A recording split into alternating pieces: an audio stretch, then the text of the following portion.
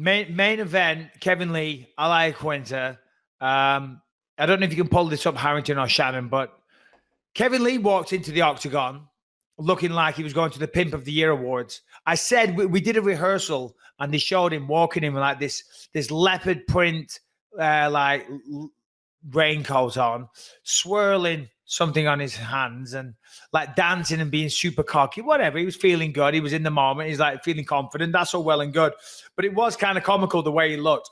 So I said in the rehearsal, I said, oh yeah, Kevin Lee walking in here looking like the 70s hooker. And they went, no, you cannot say that. I said, but it's not swearing. They went, no, you can't say hooker. Okay, all right. So I changed it. I said, oh, looking like he's going to the Pimp of the Year awards. And he looks like he might be a front runner to win, looking at him. Can I see him? Can we see a picture of him? All right, go ahead. While he's looking, I do have the picture of Mike's tree. Oh, you have a picture of Mike's tree. Oh yeah. Look at that. That's beautiful. There's a lot of balls. I see. Balls everywhere.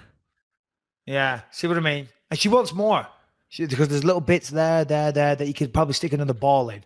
She's obsessed with balls. Yeah, we do it a little different. There is our tree. We do some balls. We do some ornaments. You know, you just got to mix it up. We were. Are you a tinsel guy? Yeah, tinsel, garland. I like tinsel. I like garland. I like it all.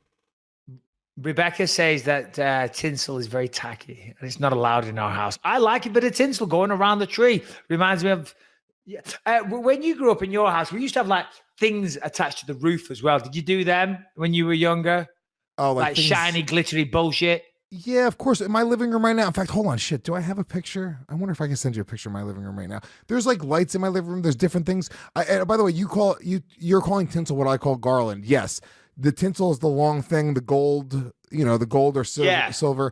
I'm talking about the icicles, like the things that you pull out by the strand and you throw them on the tree like that. You got to be gay in order to really get it on the tree the right way. You got to be a little gay. That's fucking.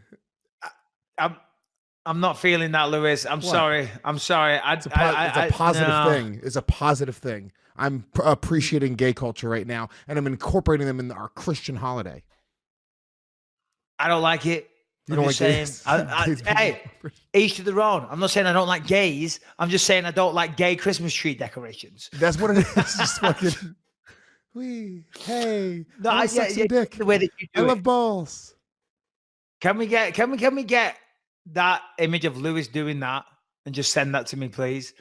All right, okay. All right, let's talk about the main event. Let's talk about the main event. All right, yeah. So Kevin Lee, Iaquinta.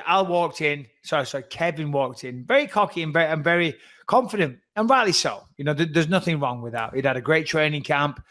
He felt very, very positive going into this. Of course, his last fight was against Edson Barboza. He smashed Edson Barboza. What have we got here? This is the video of him coming out. Turn the volume down while we talk. It's okay. We can just watch it while we talk. Oh, yeah. This is okay. Play this. This isn't the bit I was talking about. He was talking about going to the arena.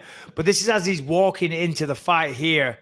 I actually spoke about this to Iaquinta afterwards. I mean, you see him there dancing his way in, which is great because you do want to be as relaxed as possible walking into a fight. But here's what I thought, and this is what Iaquinta said. I got to stop saying Iaquinta. I just say Al or Raging Al. It's what Al said. He said, there's no way I was losing that fight. There's no way I was letting this motherfucker walk in, dancing like that, not taking it serious, and beating me on top. You know what I mean? I was like, yeah, no, I totally feel you, buddy. I'd have felt the same way. But is that a sign of somebody not taking it seriously, or is it a sign of somebody being comfortable, relaxed, trying to show you that they're comfortable and relaxed? Yeah, it's not. I don't think it is disrespect. I think it is like he's cool, he's calm, he's relaxed. He's showing you I'm not fucking bothered. Oh, no, for sure. Absolutely. I'm not saying it's a negative from his standpoint, but it's a negative from my standpoint. If I'm standing in that octagon waiting for you and you're dancing in like you're at a Michael Jackson concert, you know, I'm like, you fucking prick, eh? You're so sure and you're so calm and look at you. Oh, you're in the moment. You're having a great time. Well, you're not going to be enjoying yourself in 5 minutes, asshole. Wait till I get my hands in. Yeah, go on. Lap it up. Have your moment. Have your fucking dance. I'm going to tap dance on your face. Okay, that's what it said to me, and it's what it said to Al. But as I say, that is good. It is better to be like that than all pent up and aggressive and angry. Way better. Anything to add before we get into the fight? No, but I mean, I don't think. Do we see guys getting crazy and amped up anymore? I think we're past the time of the guys fucking Then back in the day, it was even easy. It would get, remember like old school UFC? It wouldn't even be like angry. Like the theatrics were so much more crazy. Remember that guy Chemo? He come out with the one year he came out with a crucifix. He just carried it down to the ring with him. That was fucking awesome. Yeah. That was like killer. But like I think that we sort of like the whole juice head adrenaline, like let me go out there and fucking be angry.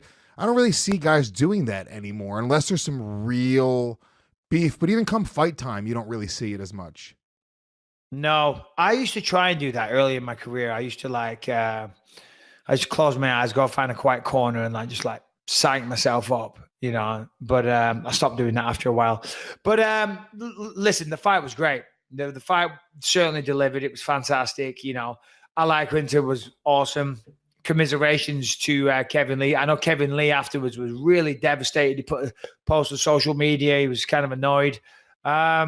But Al won that fight. Al won that fight. He thought he won it. You know, after the fight. Al won the fight fair and square. He first round was close. I gave it to Al. In fact, I think I give the first two to Al and the second two to Kevin. Even though, so here's the thing. I think it was rounds 3 and 4. I might be wrong, but I think it was rounds 3 and 4. For half of the round, Kevin got him down and threatened the rear naked choke. But then the second half of the round, or the first half of the round, whichever way around it was, Al was on the feet and landed good shots and dominated the stand-up. So I don't know which one you score more. For me, I lean towards those rounds being Al's, but I'm a striker. I'm not a wrestler, so the score is bigger with me. But Kevin did have control. But listen, it all came down to a lot of people's eyes. Dana, a lot of the judges had it 2-2 going into the 5th round. And the 5th round cannot be argued. You know, Al's calmness and skill in that fight was fantastic. What I really liked about Al was that he stalked Kevin Lee the whole time, and his head movement was absolutely sensational. He walked in, he had his head low in a nice, powerful stance, and he would slip the shots just enough perfectly and then deliver beautiful counters. His boxing was great. I mean, I said well done to Ray Longo, but he's done a great job with Raging Al's boxing. It was absolutely fantastic. And, you know, Kevin didn't really have an answer for it, which is surprising considering Kevin has a 7-inch reach advantage. If he used his jab more, he could have been way more effective. But, you know, of course, you know, when there's two people in there, it's not always that easy. But Raging Al looked fantastic, and he deserves a massive fight next. I mean, he just lost to Khabib on 1 day's notice. Went 5 short rounds. Notice. It's beautiful, though. It actually couldn't be better. It's in a weird way. It's a blessing in disguise because he got the fight short notice, going 5 rounds with Khabib. Let's call Al. I'd love to. Let's call Al. I spoke to him about coming on the podcast. Let's see if he picks up. Have you got his number? Let me see. Do I have it? I think I do. I spoke to him about calling, about coming on the show. He said he would. Yeah, I should have his number. Let me make sure I have it. Let's see what happens here. Hopefully we get him on. That'd be great. I don't. But it's a good position to be in because it's a short notice fight. Having that fight against Khabib did more for his stock, losing the way that he did, especially after Khabib beat Conor the way he beat Conor, because he put a fucking beat down on him. And then, Al can say, dude, I went the distance with Khabib, who's an absolute fucking monster and an absolute killer. And now he's got this win over Kevin Lee, which looks great. He puts himself into a really, really favorable position to where more people are interested in watching him fight again for the title, or more people are interested in watching him in bigger fights. Well, for sure. I mean, he's certainly a very entertaining fighter and person. I mean, just walking out to the Sopranos theme tune, I thought was fucking awesome. You know, being from New Jersey and being that type of guy, walking out to the Sopranos theme tune was great. I thought that was hilarious. I said this Saturday night, which people kind of like raised their eyebrows a little bit. I said fighting Khabib was the perfect warm-up fight for Kevin Lee. Now, Khabib's the champ. Khabib's undefeated. He's 27-0. What I meant was, though, is if you can, you know, Khabib's got one game plan to take you down and pound you out, you know, and if you can stop the takedowns of Khabib, if you can get back to your feet from Khabib, then that's perfect preparation for a guy like Kevin Lee that wants to do a similar type of game plan that maybe isn't as quite as effective at it. So that was a great preparation for him. He won that fight. I think he won a lot of fans on Saturday night. I think he won a lot of fans against Khabib. And I think, you know, life is a good thing for Raging Al right now. I mean, he deserves a big fight next. He called out McGregor. I think that would be an awesome fight. I think I'd lean towards Al in that fight as well. Who else did he call out? I don't know. Tony. He needs Tony Ferguson. Yeah, which Tony. is a fight that makes sense. Yeah, it is a fight that makes sense as well. You know, I mean, to be honest, Al's got to be up there now. I mean, I'm sure Kevin Lee was one of the top guys. So now you've got Khabib, Tony, Conor, Al, I would say. Al's got to be up there, man. And it's nice to see him finally getting the respect that he deserves, because he's a blue-collar guy. He's a hard worker. He's been around for years.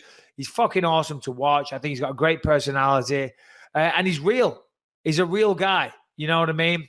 Or maybe it's just because I resonate with that type of person a little bit more, but I'm a big fan of the guy. Now, you know what I mean? But he's I like think me everyone and you. He's resonates. just like one of the guys. Yes, everyone resonates. It's why people like you, once you said, we talked after the Rogan interview, you're like, yeah, dude, the amount of positive feedback that you got after that interview was because the reality was that was 3 hours unedited, showing who you really are. And people that listen to the podcast know, but people that aren't fans of the podcast maybe only get to see bits and snippets and little bits and pieces from what the UFC lets you see. And a lot of especially when you were sort of in those formative years for your career, you were being portrayed as this fucking brash, dickheady, fucking cocky asshole. And that was that. And it was sort of refreshing. So now when people find out, like, holy shit, dude, you come from humble beginnings, you're a family man, how hard you worked to get to the title, the shit you went through to get the title eventually, and how the odds were stacked against you. That is a fucking movie plot. Nobody gives a fuck. Like, sure. Dude, TJ Dillashaw is gorgeous. He's got abs. He's been a stud wrestler his whole life. He's getting his dick sucked since he was 12 by older hot chicks. God bless his soul. That's not an interesting movie. Nobody gives a fuck about that movie. But a guy like you, or a guy like Raging Al, who, it just didn't seem like things come easy for him. That's a much more interesting plot. Mike, real quick, let's just talk about Blue Chew, which is one of my favorite sponsors. I barely even have sex anymore without using my Blue Chew. It is not, a lot of people don't know what it is. People hear about it sometimes and they're like, well, what is that? First of all, it has the same active ingredients as Viagra or Cialis. This is a chewable tablet. It tastes good. It's like a little piece of fucking candy that gives you a boner. This is not for, any sort of dysfunction or erectile dysfunction. This is a sexual enhancement pill that can really help you. I'm telling you right now, I feel like more of a man. I've been with a chick for a couple years now. Everyone knows you have sex with the same person over the course of time. You need a little spice in your life. This is just the perfect amount of pepper on my fucking salad. It's a bad analogy. Whatever. Perfect amount of pep.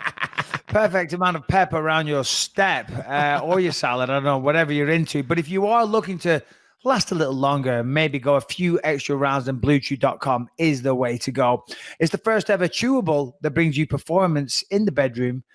It's the first ever chewable that brings your performance in the bedroom to another level. As Lewis was saying, you don't have to go to the doctor's office. You don't have to get an appointment at the doctor, wait in a pharmacy line, because Blue Chew ships straight to your door in discreet packaging. And as Lewis said, listen, it's been a while since Lewis felt like a man. I don't know if he's ever really felt like a man, but he can pretend to be one when he's on Blue Chew, because he becomes the man. He becomes the man of that bedroom. He's doing things that he never thought possible before. And of course, because it's Christmas and because we love you guys, we got a fantastic deal for you. So how do you do it? How do you get involved? How do you get this miracle wonder pill that you chew, not swallow? Pardon the pun.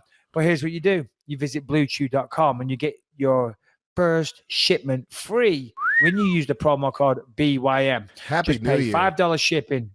Again, that's BlueChew.com, promo code BYM. And just quickly, Blue Chew is a performance enhancer. As we said, if sex were an Olympic sport, Blue Chew would be banned. Blue Chew gives you confidence in the bedroom, and Blue Chew is the first ever chewable with the same active ingredient, as Lewis said, as Viagra and Cialis. You can take it on an empty stomach. It's cheaper than other competitors. It only takes a few minutes to fill out the form. So really, I don't know what you're waiting for.